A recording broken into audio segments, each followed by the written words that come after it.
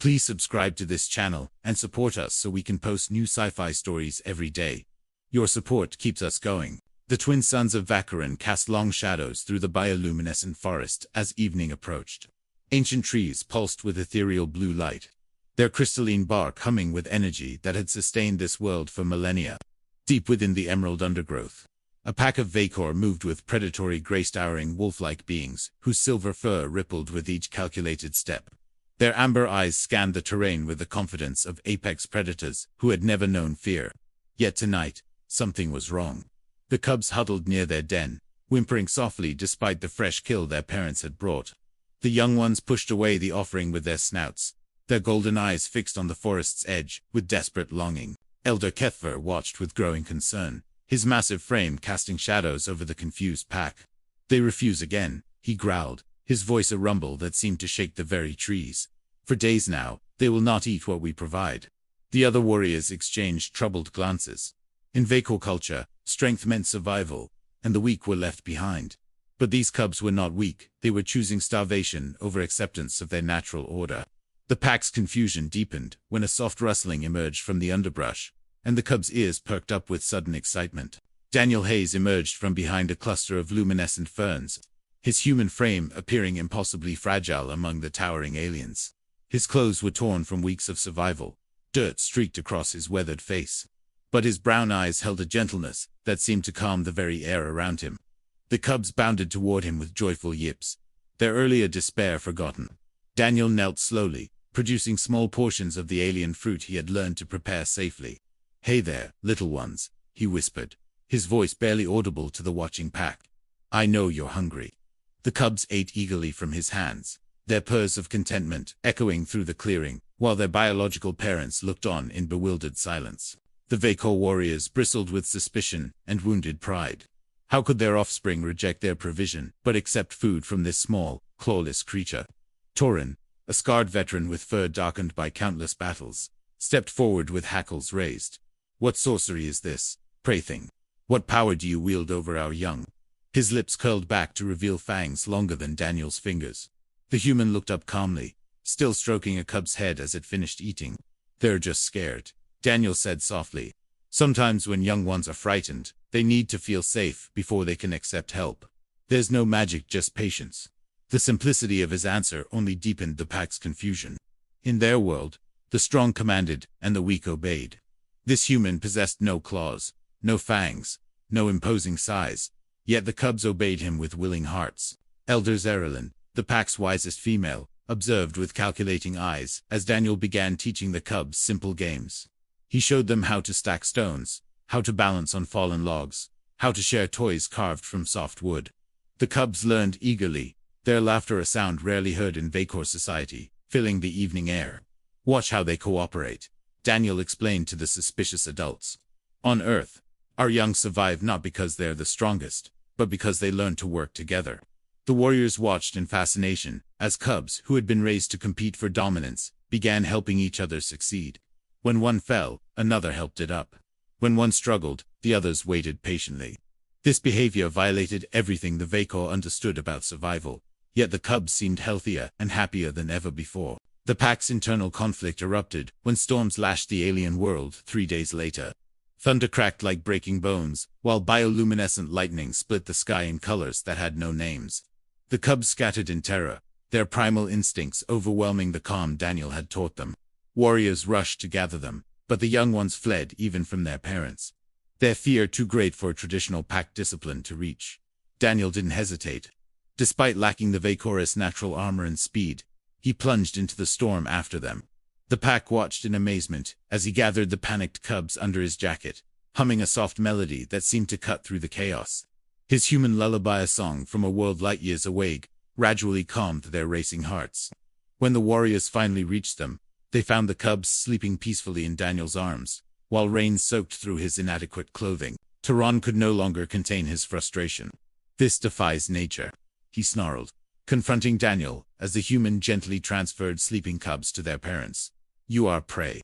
Weak, small, defenseless. Yet our offspring obey you over their own blood." Daniel stood slowly, meeting the warrior's gaze without flinching despite the obvious threat. "I don't command them," he said quietly. I just listen to what they need. The cubs stared at the raised voices, instinctively positioning themselves between Daniel and the angry warrior. Several adults gasped. Never had Vey'korr young shown protective instincts toward another species, especially not one so obviously vulnerable. The sight shook the pack's fundamental beliefs about strength, dominance, and the natural order of their world. Elder HFY called for judgment. The pack gathered in a circle as Daniel stood in the center, surrounded by cubs who refused to leave his side. Speak, small one, the elder commanded. Explain this hold you have over our young. Are they bewitched, poisoned? What human trickery binds them to you? Daniel looked around at the assembled warriors, their weapons gleaming in the bioluminescent light, then down at the cubs pressed against his legs. On my world, he began, we learned something your people might find strange. The strongest bonds aren't forged through fear or dominance. They grow from trust, from protection freely given, from love that asks nothing in return. He knelt and gathered the cubs close. These little ones don't follow me because they have to. They follow because they want to. Because they feel safe. Because they know I'll never hurt them, never abandon them, never use their trust against them. The words hung in the air like a challenge to everything the Vey'korr had ever believed. Zaralyn spoke first, her voice thoughtful. In our way, cubs learn strength through hardship. They survive by becoming fierce. Daniel nodded respectfully. And they do become strong. But watch them now.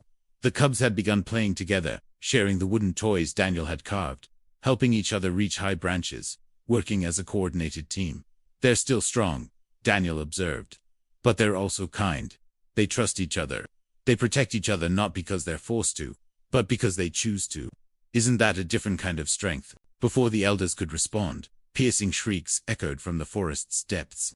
The Karath had found them serpentine predators, with scales like black glass and venom that could fell a Vey'korr warrior in seconds.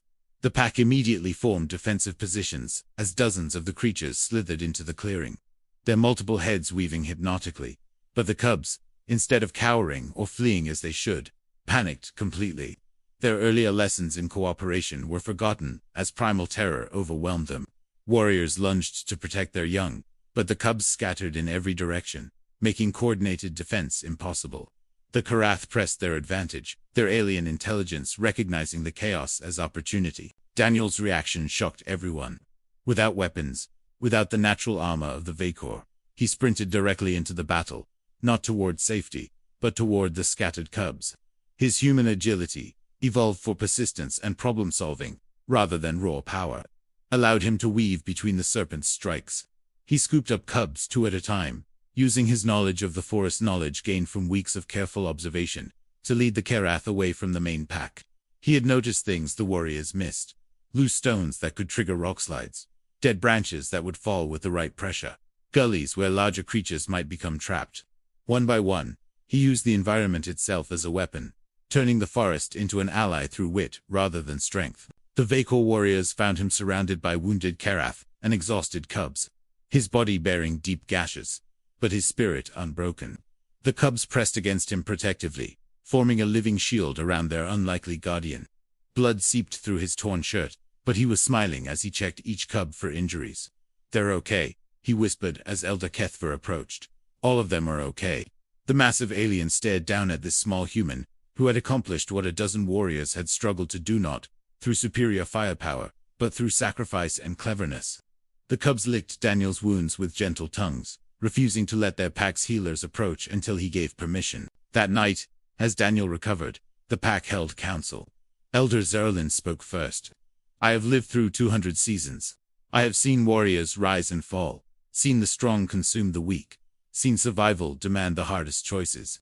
But tonight, I witnessed something I did not know existed.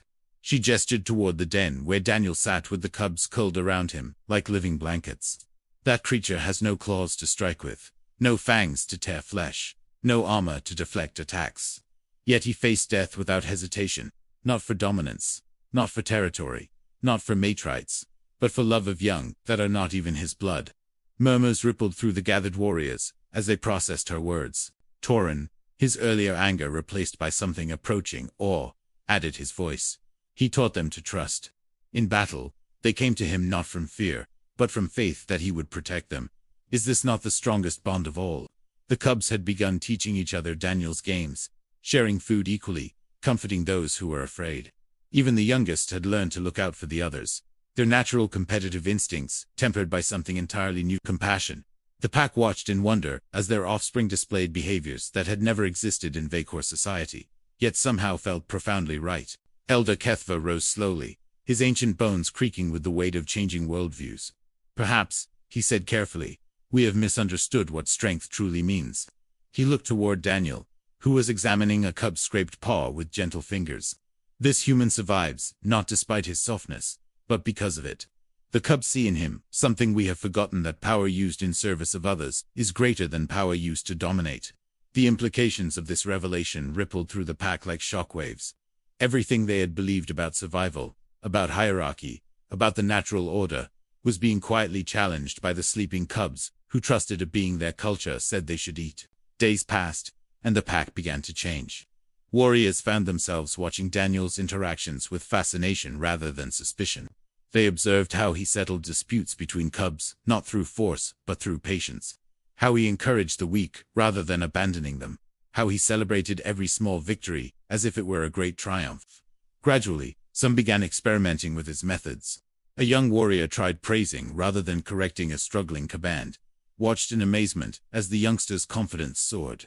An elder attempted Daniel's patient teaching style, and discovered that cubs learned faster when they felt safe to make mistakes. The changes were subtle but profound, rippling through the pack's social structure like water through stone. When the Karath returned in greater numbers, the pack was ready. But their strategy had evolved beyond simple warrior prowess. Daniel had taught them to see the forest as he did, as a living system full of resources and possibilities. Cubs too young to fight served as scouts, their small size and agility perfect for reconnaissance. Elders provided strategic wisdom, while warriors executed coordinated attacks, enhanced by Daniel's environmental tactics. The human himself fought alongside them, his lack of natural weapons compensated by the pack's absolute trust in his judgment. Together, they achieved what pure Vey'korr strength had never accomplished, a victory so complete that the Karath retreated permanently from their territory. In the aftermath, as twin moons cast silver light across the clearing, the pack gathered around Daniel one final time. The cubs had grown during their weeks together, no longer the frightened youngsters who had refused their parents' food. They were confident, curious, kind, everything the Vey'korr had thought impossible for their species. Elder HFY approached Daniel with something approaching reverence. "We thought you were prey," the ancient alien admitted. "We could not understand why our cubs chose your weakness over our strength." He gestured to the young ones playing peacefully together, sharing toys and comfort with equal generosity. "But they saw what we could not. Your weakness was not weakness at all, it was a strength we had never imagined." Daniel smiled, exhaustion and satisfaction warring in his expression. "They didn't need someone to command them," he said, scratching behind a cub's ear as it nuzzled against him. "They needed someone to understand them, to show them that being strong doesn't mean being alone." The cubs began their evening song, a hunting call that had been passed down through generations of Vey'korr. But tonight, something was different. Their voices blended with Daniel's soft humming, creating a harmony that had never existed before, a bridge between species built from mutual respect and genuine affection. Elder Zaralyn approached last, her warrior's pride warring with new understanding. "The cubs only ate when you fed them," she said slowly, "because you alone offered food with love instead of expectation. You alone saw them as worthy of gentleness." She paused, studying the peaceful scene before her. "We have been apex predators for millennia, but we have never been truly strong. Tonight, our cubs have shown us a different path." The pack began to settle for the night, but their positions had shifted. Instead of the rigid hierarchy that had always governed their rest, they arranged themselves in protective circles around the cubs and around Daniel, the unlikely teacher who had changed everything. As silence fell over the alien forest, Daniel remained awake, watching the stars that shone so differently from Earth's constellations. The cubs slept peacefully around him, their breathing steady and content. Tomorrow would bring new challenges, new lessons to learn and teach. But tonight, under the light of twin moons, a human survivor and an alien pack had discovered something profound. That love, patience, and understanding could bridge any gap, overcome any difference, and create bonds stronger than fear or instinct could ever forge. The cubs had chosen correctly, not the brutal strength of their heritage, but the gentle power of someone who saw them not as future warriors, but as precious young lives worth protecting. In their choice, the future of two species had been quietly, forever changed. The forest hummed its ancient song, but tonight it carried new harmonies, the sound of trust growing between worlds, of prejudices crumbling before the simple truth that kindness was not weakness, but the strongest force in the universe. The cubs only ate when the human fed them, because he alone had understood what they truly hungered for, not just sustenance for their bodies, but nourishment for their souls.